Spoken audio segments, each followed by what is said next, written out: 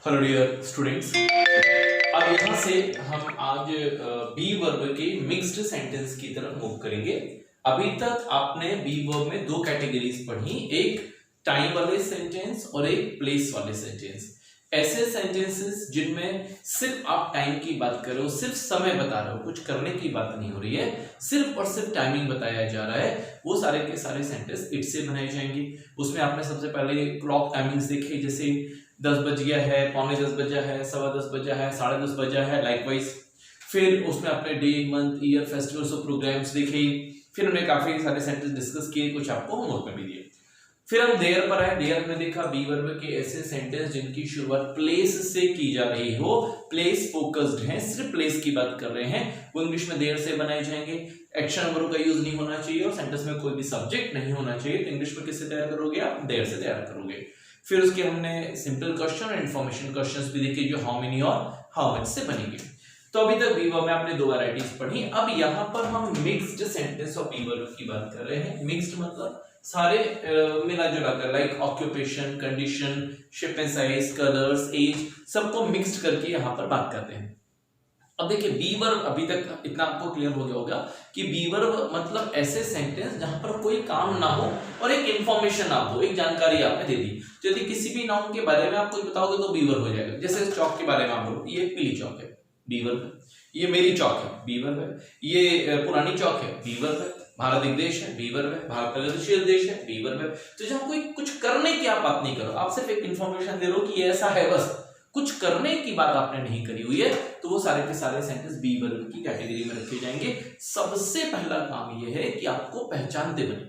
पहचानते मतलब दिन भर में जितने सेंटेंस आपके दिमाग में हिंदी में आते हैं या हिंदी में आप सुनते हो और बोलते हो, उसमें से आप आइडेंटिफाई करना शुरू करो कि कौन कौन से सेंटेंस आपको मतलब डिवाइड करते आ रहे हैं, कौन से एक्शन वर्ब के हैं, कौन से बी वर्ब के हैं, या आप पहचान पा रहे हो कि नहीं पहचान पा रहे हो। ट्रांसलेशन सेकेंड पार्ट है। पहला पार्ट क्या है? टू आइडेंटिफाई द सेंटेंस को बी वर्ब का है या वो एक्शन वर्ब का। तरीका सिर्फ एक है, एकमात्र तरीका, कि काम कर रहा है या नहीं कर रहा है। यदि कोई भी काम हो रहा है, एक्शन वर्ब, कोई काम नहीं हो रहा है, बी वर्ब। काम होना मतलब खाना, पीना, आना, जाना, खरीदना, बेचना, कोई भी काम हुआ तो उसको कहां लिखी जाओ? एक्शन वर्ब में। कोई काम नहीं हुआ तो बी वर्ब की कैटेगरी में शामिल किया जाएगा। नाउ अब यहां पर will take some examples. Format वही है, subject, verb, object, place, time, वही फ्रेम लगाना है। रूल्स वही 6 रूल्स जो आपने पढ़े थे, everything is same. Only one thing extra कि भाई आप यहाँ पर अलग अलग नाउन की बात कर रहे हैं। सब्जेक्ट्स को लेकर जब बात करेंगे तो यहाँ पर अलग अलग सब्जेक्ट्स आएंगे। अभी क्या था? फिक्स था, या तो इट लगाना या देयर लगाना। अब आपको अलग अलग सब्जेक्ट चाहिए,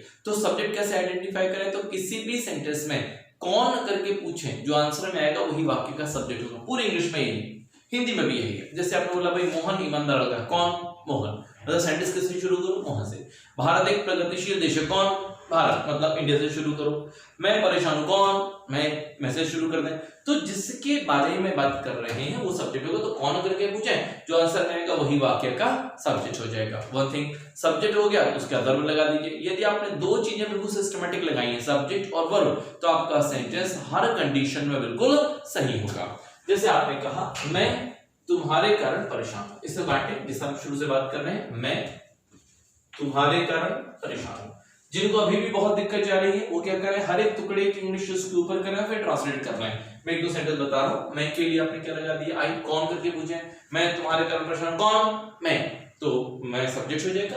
तुम्हारे कारण, सेम रूल इज देयर, मेरा, हमारा, तुम्हारा के बाद में यदि नाउन आती है तो माय, आर, योर लगाते हैं।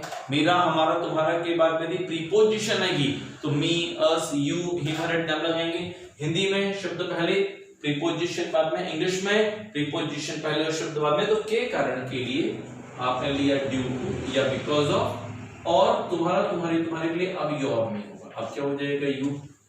परेशान के लिए आप लगाएंगे वरीड, और हूं मतलब इज, एम या आर। यदि आपने इतना कर लिया हुआ है तो आपका 80% सेंटेंस आपने ट्रांसलेट कर लिया। आप शब्दों को सही जगह पे रखना बस है। तो मैं के लिए हो जाएगा आई, सब्जेक्ट हो गया। फिर वर्ब लगाएंगे तो आई के साथ क्या आ जाएगा? I am. आई एम क्या हो गई? वरीड। बचा क्या? तुम्हारे कारण, टू, ड्यू टू यू या बिकॉज ऑफ यू। तो I am worried due to you या बिकॉज ऑफ यू। वो क्वेश्चन मेरे लिए इजी था। बांटे, पहला टुकड़ा, वो क्वेश्चन मेरे लिए इजी था। वो के बाद क्या मिल गया? क्वेश्चन। कितने क्वेश्चन की बात की जा रही है? सिर्फ एक। सिंगुलर है तो ये आपका रूल पढ़ा है, यह वह ये वो के बाद संज्ञा मिलेगी तो दिस दैट दीज दोस। ये क्वेश्चन की बात करेंगे तो दिस, और वो क्वेश्चन की बात करेंगे तो दैट। तो आपने लिखा वो क्वेश्चन के लिए दैट क्वेश्चन। मेरे लिए, फिर वही आ गया मेरा हमारा तुम्हारा के बाद में यदि नाउन आती है तुम्हारे आर योर लगता है, मेरा हमारा तुम्हारा के बाद में प्रीपोजिशन आएगी तो मी अस यू हिम और देम इट और देम लगेगा। हिंदी में शब्द पहले और प्रीपोजिशन बाद में, इंग्लिश में प्रीपोजिशन पहले और शब्द बाद में। तो के लिए आप लगाएंगे फॉर, और अब माय नहीं होगा, फॉर मी। इजी को तो इजी बोलेंगे, था के लिए या तो वाज लगाइए या फिर वर लगाइए। अब अरेंज करें वो क्वेश्चन मेरे लिए इजी था, कौन वो क्वेश्चन, तो वो क्वेश्चन के लिए सबसे पहले आपने लगाया दैट क्वेश्चन। यदि आप सिंगुलर की बात करते एक वचन तो क्या लगाना पड़ता है वाज, यदि बहुवचन की बात करेंगे तो वर। क्वेश्चन कितना वचन है, एक वचन है, तो दैट क्वेश्चन को देते आपने क्या लगा दिया वाज। क्या है इजी मेरे लिए फॉर मी, तो that question was easy for me, that's it. जैसे आपने कहा उसका दोस्त इस गलती के लिए जिम्मेदार होगा, उसका दोस्त इस गलती के लिए जिम्मेदार और होगा, कौन उसका दोस्त, ये सब्जेक्ट हो गया भाई। आपसे फिर वही लगाइए मेरा हमारा तुम्हारा इसका उसका के बाद में यदि नाउन मिलती है तो my our your his her तो देयर लगेगा। प्रीपोजिशन मिलेगी तो me us you him and them लगेगा। पूरी भाषा में तीन लोग होते हैं भाई, मेरा तुम्हारा और उसका। मेरा है तो माय, तुम्हारा है तो योर, उसका है तो हिज या हर। तो उसका के लिए आपने यहां पर लगा दिया हिज या हर फ्रेंड।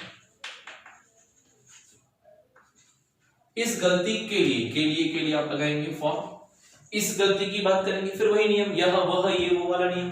इस गलती की बात करेंगे तो दिस, और उस गलती की बात करेंगे तो दैट। तो फॉर इस गलती के लिए दिस मिस्टेक। जिम्मेदार के लिए रिस्पॉन्सिबल होगा, मतलब फ्यूचर की बात कर रहे हैं तो हो जाएगा विल बी। अब अरेंज करें उसका दोस्त इस गलती के लिए जिम्मेदार होगा, कौन उसका दोस्त। तो सबसे पहले सब्जेक्ट हो जाएगा हिज या हर फ्रेंड, फिर वर्ब लगाइए विल बी, क्या होगा रिस्पॉन्सिबल। बचा गया इस गलती के लिए for this mistake, his friend will be responsible for this mistake. इस नदी का पानी उपयोगी होगा। शुरू से हम डिस्कस कर रहे हैं कि जब भी आपको कहीं पर काके की मिलेगा तो काके की दो नाउन को जोड़कर एक कर देता है, तो कभी भी इस नदी का बीच से नहीं बटेगा। तो इसको कैसे बांटेंगे, इस नदी का पानी उपयोगी होगा। काके की के पहले क्या मिला नदी, नदी क्या मानी जाएगी निर्जीव संज्ञा, निर्जीव संज्ञा है तो आप क्या लगा देंगे ऑफ।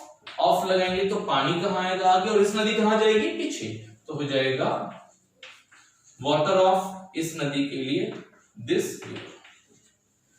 इसके लिए दिस और उसके लिए दैट, तो वाटर ऑफ दिस रिवर। उपयोगी के लिए लिखते हैं यूजफुल, और है मतलब इज एम या लाइकवाइज। अब आपने लिखा इस नदी का पानी उपयोगी होगा, कौन इस नदी का पानी। तो इस नदी का पानी ये पूरा का पूरा हो जाएगा subject water of this river. फिर वर्ब लगाइए तो क्या हो जाएगा इज, और उपयोगी के लिए यूजफुल, तो water of this river is useful, like that. है ना, सारा खेल बांटने का है, और जो 6 रूल्स आपने शुरू से डिस्कस किए हो उनका है। यदि आपको बांटते बराबर आ रहे हैं और 6 रूल्स पर आपकी कमांड बहुत अच्छी है तो आप वोकैबुलरी लगाइए और सेंटेंस इजीली हम बना सकते हैं। पर ध्यान रखिए यहां पर हम कौन से सेंटेंस बना रहे हैं, सभी सेंटेंस में कुछ भी करने की बात नहीं हो रही भाई, सिर्फ क्या बता रहे हो आप कि भाई ऐसा है, बस कुछ करना नहीं है। एक्शन हुआ तो कहां चले जाओगे एक्शन वर्ब में, फिर उसमें हम टेंस वगैरह यूज करना शुरू करेंगे। अभी तो नो एक्शन, ओनली इंफॉर्मेशन, एक जानकारी आपको देनी है। जैसे उस बुक का पेज फटा हुआ था, अभी देखो बोलोगे मैंने पेज फाड़ा है, मैंने बुक खरीदी है, मैंने बुक देखी है, तो ये एक्शन वर्ब हो जाएंगी, खरीदना, फाड़ना, बेचना, देखना। पर यहाँ पर तो सिर्फ एक इंफॉर्मेशन आप देनी है, उस बुक का पेज फटा हुआ था, कुछ करने की बात नहीं हो रही। फिर काके की मिला, जैसा हम शुरू से डिस्कस कर रहे हैं, काके की दो नाउन को जोड़ेगा तो उस बुक का पेज फटा हुआ और था।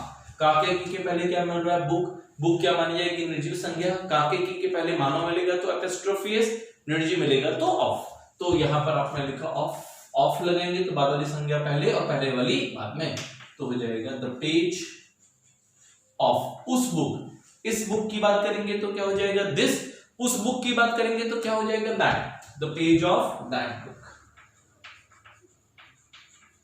फटा हुआ के लिए टोन, था के लिए वॉज, या वर्ब। इतना आपने कर लिया, मतलब आपका काम कर। अब अरेंज करें। उस बुक का पेज फटा हुआ था, कौन? उस बुक का पेज। तो उस बुक का पेज, ये पूरा का पूरा हमारा सब्जेक्ट हो जाएगा। पेज कितना है भाई? एक ही है, सिंगुलर है, तो क्या लगा दीजिए? वॉज, और फटा हुआ के लिए टोर्न, तो the page of that book was torn कर देंगे भाई। वो लड़का मेरे साथ था। देखें पहला टुकड़ा, वो लड़का मेरे साथ था। सेम इज देयर, यह वह, ये वो के बाद यदि संज्ञा में थे तो दिस दैट दीज दोस। ये लड़के की बात करेंगे तो दिस, और वो लड़के की बात करेंगे तो दैट। तो वो लड़के के लिए आपने लिखा दैट बॉय। मेरे साथ, सेम इज देयर, मेरा, हमारा, तुम्हारा के बाद यदि नाउन मिलेगी तो माय, आर, योर लगेगा। मेरा, हमारा, तुम्हारा का प्रीपोजिशन मिलेगी तो मी, अस, यू लगेगा। हिंदी में शब्द पहले, प्रीपोजिशन बाद में। इंग्लिश में प्रीपोजिशन पहले, तो के साथ के लिए आप लगाइए विथ, और मेरा के लिए माय नहीं होगा मी, था के लिए वॉज या वर। वो लड़का मेरे साथ था, कौन? वो लड़का। तो वो लड़के के लिए आपने क्या लगा दिया? That boy. फिर वर्ब हो जाएगी वॉज, और मेरे साथ के लिए विथ मी, तो that boy was with me. इस इन पेन्स का कलर ब्लू है। इन पेन्स का कलर, अब क्या मिला? काके की। काके की क्या करेगा? दो संज्ञाओं को जुड़ेगा, तो इन पेन्स का कलर ब्लू और होगा। अब काके की के पहले क्या मिल रहा है? पेन्स। पेन्स क्या माने जाएंगे? निर्जीव, तो आप क्या लगा दोगे? ऑफ। ऑफ लगाओगे, कलर पहले, इन पेन्स बाद में, तो हो जाएगा द कलर ऑफ। इन पेन्स की बात करेंगे तो क्या हो जाएगा? फिर वही यह वह ये वो, क्या नाउन मिलेगी तो this that these those. Noun singular है तो दिस और दैट, नाउन प्लूरल है तो दीज और दोस। तो इन पेन्स के लिए क्या हो जाएगा? दीज, और उन पेन्स के लिए क्या हो जाएगा? दोस। तो द कलर ऑफ इन पेन्स के लिए दीज पेन्स, होगा के लिए विल बी, और ब्लू के लिए तो ब्लू ही बोलेंगे।